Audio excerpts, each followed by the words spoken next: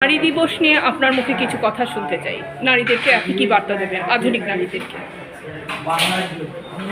আন্তর্জাতিক নারী দিবস আজ 8ই জানুয়ারি 2026 রবিবার।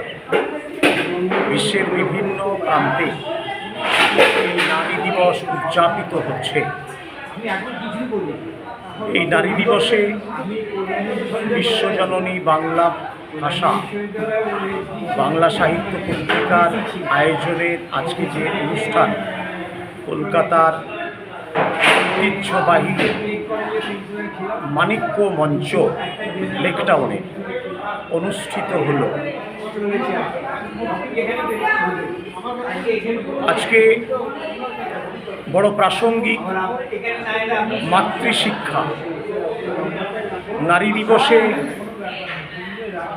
সম্পর্কে বলতে গেলে বিশ্বে যখন বিভিন্ন রাষ্ট্র যুদ্ধের আবহাওয়া সৃষ্টি হয়েছে, এই মুহূর্তে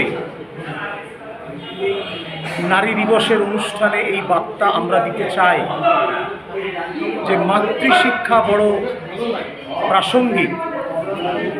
নারী একজন মা, নারী একজন বোন, নারী একজন স্ত্রী রূপে বিশ্বজয়ী।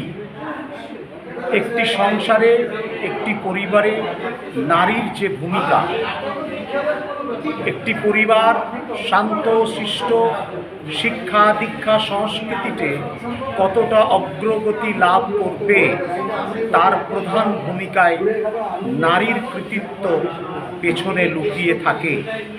আজকে সেই নারী দিবস।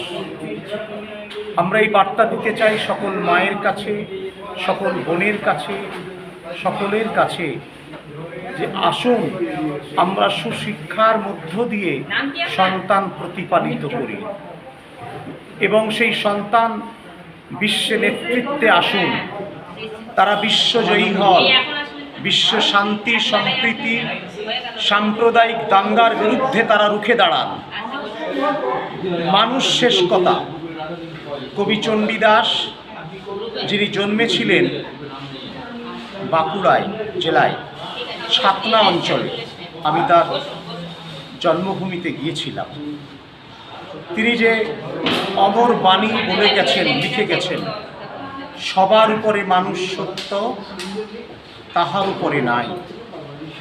এই বাণী ছড়িয়ে পড়ুক বিশ্বের দরবারে, বিশ্বের দ্বারে দ্বারে। আমরা এই বার্তা দিতে চাই এবং এই বার্তাও দিতে চাই বাঙালিরা বড় অত্যাচারিত।